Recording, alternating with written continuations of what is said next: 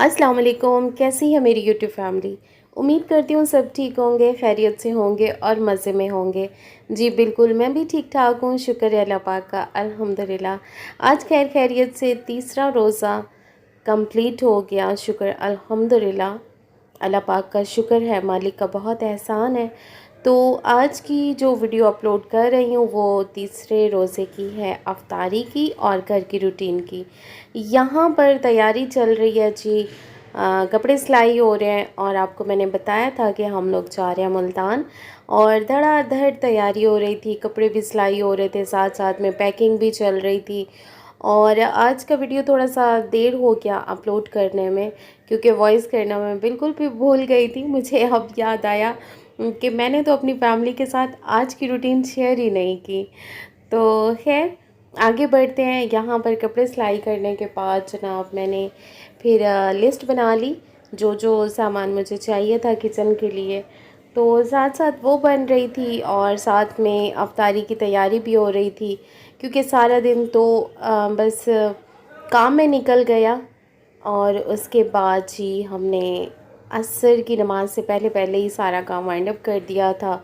उसके बाद साथ में फिर नमाज़ पढ़ी, नमाज़ पढ़ने के बाद फिर अफ्तारी की तैयारी हुई। यहाँ पर अरीबा बना रही है पास्ता, और बहुत मज़े का बना था। बहुत हल्के हल्के से बीच में स्पाइसेस थे, क्योंकि मैं बहुत ज़्यादा नहीं खा सकती, तो इसलिए अरीबा बहुत ख्याल करती है। और साथ में बना रही थी रात का खाना भी। और क्योंकि 2-3 दिन से बस वही अफ्तारी हो रही थी, तो रात में 9-10 बजे घर वालों को लग जाती है भूख। और मैंने सोचा आज चने की दाल बनाऊं, बहुत दिनों से बनाई नहीं थी, तो और ये फरमाइशी दाल है घर वालों की।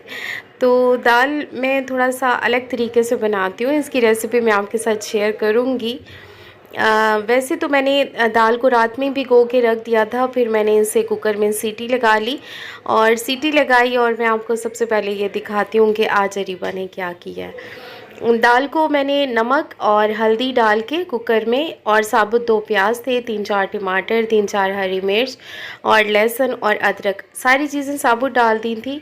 और उसके बाद जब सीटी लग गई तो इसमें से सारी चीज़ें निकाल ली थी और इनको ग्राइंड करना था, और जो कि अरीबा ने इस तरीके से ग्राइंड किया था, और सारी दीवार इसने गंदी कर दी थी। गरम गरम चीज़ें थी, इसने उसमें जूसर में डाल दी, और उसको जैसे ही मशीन ऑन की, गर्म था, हाथ जलने लगा और सारी दीवार गंदी, मसाले के जितने जार थे वो सब गंदे। तो अब लेट भी हो रहा था, मैंने कहा अभी छोड़ो फ़िलहाल, और आगे तैयारी करते हैं अफ्तारी के बाद, अब साफ़ सफाई करना। तो आज ये अरीबा ने किया जी जल्दबाजी में काम को कम करने के बजाय बढ़ा दिया था।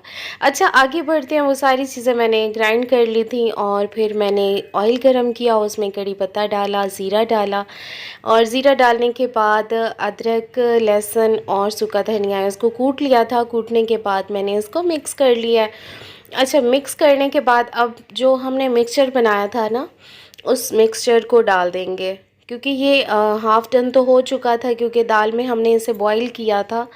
तो आप ये सारी चीज़ें इसमें डाल देंगे। इसमें मैं आपको बताऊं, इतनी जल्दी जल्दी में आज सब कुछ लगा हुआ था, मुझे लग रहा था लेट हो जाएगा। तो इसमें अदरक का टुकड़ा वैसे ही रह गया था, क्योंकि वो ग्राइंड सही से हुआ नहीं था। टमाटर और प्याज तो वैसे ही बीच में मेल्ट हो गए थे। तो बीच में जो अदरक थी ना वो साबुत थी, वो ग्राइंड नहीं हुई, क्योंकि अरीबा का हाथ जब जला ना तो उसने वहीं छोड़ दी, मशीन भी और सारी चीज़ें उसने छोड़ दी, मेरा हाथ जल गया। तो खैर मैंने जब मसाला बीच में डाला तो मुझे पता चला, बीच में मैं कह रही हूँ ये गुठली किस चीज़ की है, देखा तो वो अदरक थी। खैर अदरक को फिर निकाल लिया था, निकालने के बाद उसको फिर मैंने अलग से ही कूट लिया था। और कूटने के बाद जी अब इसमें हम डालेंगे सारे घर के मसाले। इसमें कोई चीज़ स्पेशल नहीं थी, सिर्फ करी पत्ता था जिसकी खुशबू बहुत अच्छी आती है। अच्छा, इसमें 1-2 चीज़ें और मुझसे मिस हो गई थी, वो भी मैं आपको बताती हूँ कि क्या क्या मिस हो गया था। अच्छा, दोबारा हम इसमें डाल रहे हैं थोड़ी सी हल्दी, और 1 चम्मच भर के मैं इसमें डालूँगी लाल कुटी पिसी मिर्च का, क्योंकि हरी मिर्च तो मैंने बॉईल में वैसे ही डाल दी थी। तो यहाँ पर 1 चम्मच है लाल कुटी पिसी मिर्च, और हस्बे ज़रूरत आप नमक डाल दोगे, क्योंकि नमक आपने पहले भी डाला हुआ था उसमें, जब दाल को बॉईल कर रहे थे तो मैंने बिल्कुल भी कम नमक डाला था कि ज़्यादा ना हो जाए। अगर ज़्यादा हो जाए तो कम करना मुश्किल हो जाता है, कम हो जाए तो उसको हम बढ़ा ज़रूर सकते हैं। तो अच्छा, जल्दी जल्दी में इसलिए तैयारियां हो रही थी क्योंकि सिलेंडर पर हम लोग खाना बना रहे थे, चूल्हा एक ही था हमारे पास और उसी पर सारी चीज़ें हमें बनानी थी, तो इसलिए हमें लेट हो गया। यहाँ पर मेरे पास है हाफ़ टी स्पून गरम मसाला पिसा हुआ। यहाँ जो चीज़ें मैं भूली थी ना, वो मेरे पास काली मिर्च मैंने डालनी थी और ज़ीरा पाउडर डालना था और सूखा धनिया पाउडर। ये 3 चीज़ें जो हैं मुझसे मिस हो गई थी और आपने डाल देनी है। अगर आपको ये रेसिपी पसंद आई तो फिर आप मुझे ज़रूर बताइएगा कमेंट में। मैं आपको इसकी मुकम्मल रेसिपी दूंगी और एक बार आप ट्राई कीजिएगा, आप कहेंगे कि बस घर की दालें भूल जाएं, होटल की दालें भूल जाएं, सब भूल जाएंगे। आप कहेंगे कि ये हर हफ्ते में दाल तो बननी चाहिए। और छोटे बड़े सभी इसको पसंद करते हैं। हमारे घर में चने की दाल कोई इतने शौक़ से नहीं खाता था, सिर्फ मैं खाती थी। तो अब अल्हम्दुलिल्लाह घर के सब फ़र्द ये वाली चने की दाल फरमाइश से बनाते हैं। तो मैंने थोड़ा-सा अलग तरीके से बनाई थी लेकिन मैं कामयाब हो गई। आप भी एक बार ट्राई कीजिएगा, बहुत मज़े की बनेगी, आप यकीन करें। अगर आपके पास प्रेशर कुकर नहीं है तो आप इसे कढ़ाई में बना सकते हैं, मिट्टी की हांडी में बना सकते हैं, आप इसको पतीले में बना सकते हैं। जो घर में जिस चीज़ में आप खाना बनाते हो उसमें आराम से बना सकते हैं। दाल देखें कितने अच्छे से गल गई थी और इसी तरीके से आपने दाल को गलाना है जैसे कि आपको अभी दिख रही है। तो दाल मैंने जितनी अरीबा को कही थी भिगोने के लिए उसने उतनी तो नहीं भिगोई थी, उससे कम भिगोई थी। तो बस मेरे हिसाब किताब से ये निकल चुकी थी। तो खैर जितनी भी बनी शुक्र अल्हम्दुलिल्लाह। खाना तो पूरा हो गया था लेकिन ये दाल मैं ज़्यादा बनाती थी और इसको मुझे थोड़ा सा ना पतला रखना था दाल को। तो इसका जो बचा हुआ पानी था ना उसको आप अलग से निकाल के रख देंगे। तो जब दाल को थोड़ा सा आप मसाले में भून लेंगे ना, तो 2-3 मिनट के बाद जब इसका पानी मज़ीद, इस दाल का पानी मज़ीद ड्राई हो जाता है तो फिर उसके बाद आपने वो दूसरा वाला पानी डालना है दाल का, जो बचा हुआ आपने उबाल के रखा हुआ होगा। तो वो वाले पानी से ये है कि एक तो इसका जायका बहुत अच्छा रहेगा और कच्चे पानी की हीक भी नहीं आएगी। तो कच्चा पानी यूज़ मत कीजिएगा। ये देखें मेरे पास दाल का बचा हुआ पानी था तो मैंने ये डाल दिया। अच्छा, अब इसको 2 से 3 मिनट के लिए मैं बॉईल करूँगी, हल्की आंच पर लगा दूँगी और उसके बाद जनाब हम इसको डिश आउट करेंगे। उसके बाद इसमें हम डालेंगे जी इसके लवाज़मात। तो ये कड़ी पता है ना समझाए कि विच कोई मच्छर चींटी मकोड़ा पै गए। अच्छा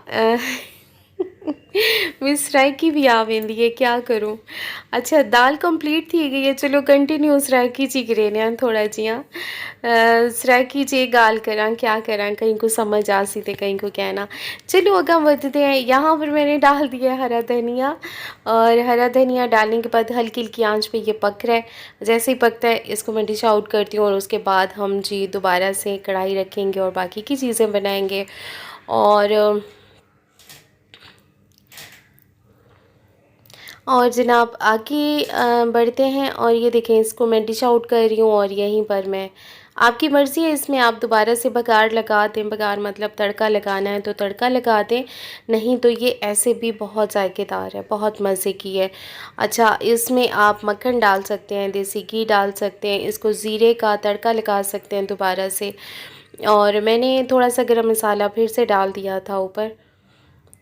और ये तो थी जी दाल की रेसिपी और दाल की कहानी, जो कि अरीबा ने जो गड़बड़ की और किचन में जो उसने फैलावा डाला हुआ था। आज मैं आपको दिखाती ना पूरा किचन तो आप कहते अरे ये क्या कर दिया अरीबा ने, अच्छा ऐसा इतना मैस कर दिया अरीबा।